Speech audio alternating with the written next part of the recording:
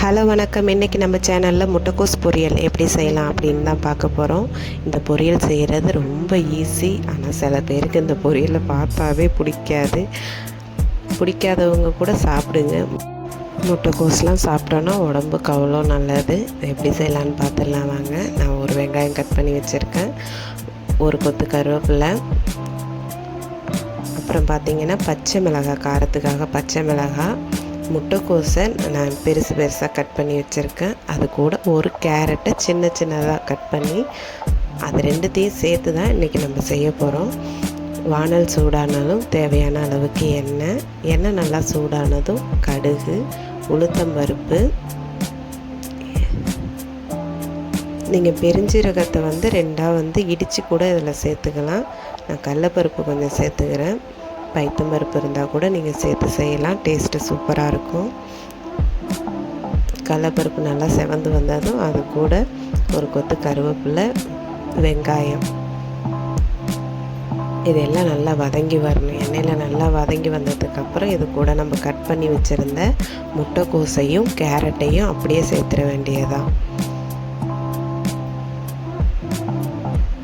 இது மாதிரி நம்ம செய்யலாம். முட்டைக்கோசையும் கேரட்டையும் தனியாக நம்ம அவிச்சு கூட இந்த மாதிரி தாளிப்பு ரெடி பண்ணி அதில் நம்ம அப்படியே சேர்த்து கூட இறக்கிடலாம்.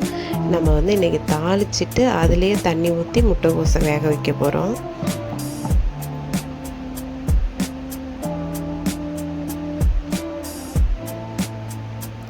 இப்போ முட்டைக்கோசையும் இந்த கேரட்டையும் சேர்த்துட வேண்டியதான்.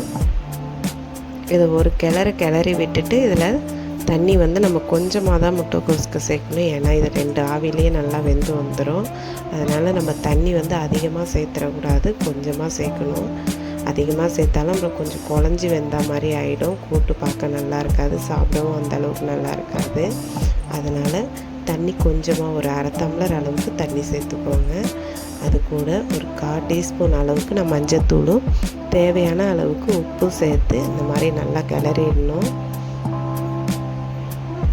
பாருங்கள், நல்லா மஞ்சளாக நல்லா கலர் வந்துடுச்சு. தண்ணி நம்ம கோஸ் முழுகிற அளவுக்கு எப்போதும் வைக்கக்கூடாது, கொஞ்சமாக தான் வைக்கணும்.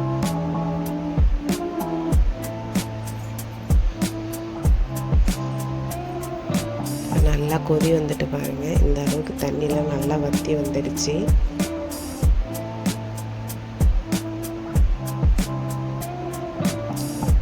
அவ்வளோதான் பாருங்கள், நல்லா தண்ணியெலாம் நல்லா வடிஞ்சு வந்துட்டு அவ்வளோதான், பொரியல் ரெடி ஆகிடுச்சு. உப்பு நம்ம இதுக்கு போட்டது கரெக்டான அளவாக நான் போட்டிருக்கேன். உப்பு இல்லைன்னா நீங்கள் கொதிக்கிறப்பயே செக் பண்ணிக்கணும்.